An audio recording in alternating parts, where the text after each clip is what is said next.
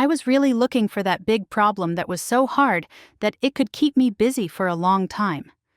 And fusion also has this very high-risk, high-reward aspect to it. It's big science.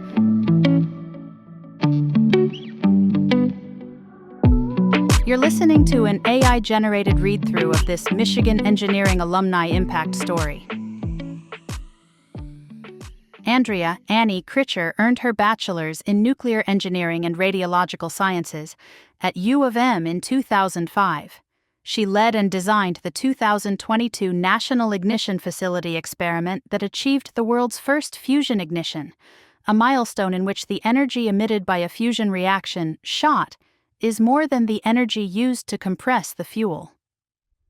Kritcher's accomplishment was hailed by U.S. Department of Energy Secretary Jennifer Granholm as one of the most impressive scientific feats of the 21st century. It also landed Kritcher on Time magazine's list of the 100 most influential people of 2023. Kritcher's main role is helping the National Ignition Facility pursue its primary mission of maintaining the reliability, security, and safety of the United States nuclear weapons stockpile.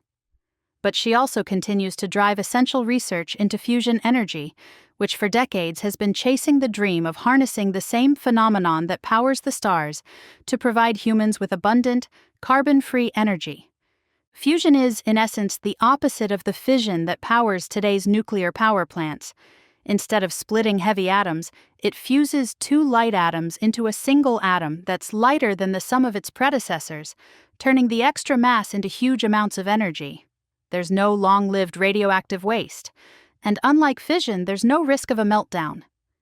Kritcher said she considered a variety of engineering paths in her early days at U of M, but was ultimately drawn to the top-ranked nuclear engineering department in the nation, as well as fusion, one of science's toughest challenges.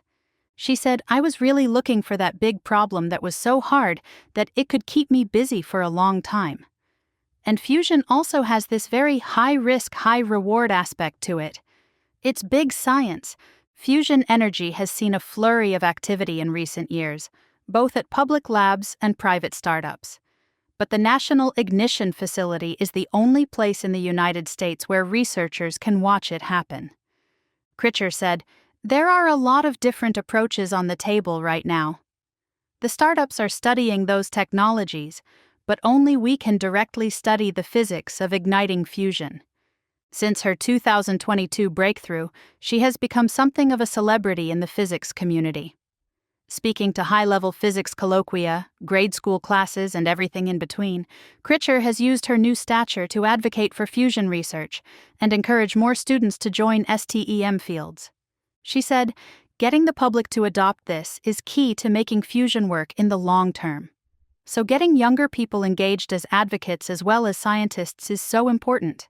The field is small and we really need to grow all aspects of it." She continues, "Fusion is the next big thing that humanity needs to do. It has massive power and potential, and I want to get other people as excited as I am." Thanks for listening. To hear more stories about University of Michigan engineering alumni making an impact, listen and subscribe to Made at Michigan Engineering Alumni Stories, available on Spotify, Apple Podcasts, and YouTube. Next up, analyzing data for the Detroit Tigers, destroying tumors with ultrasound, or starting a rocket company in northern Michigan.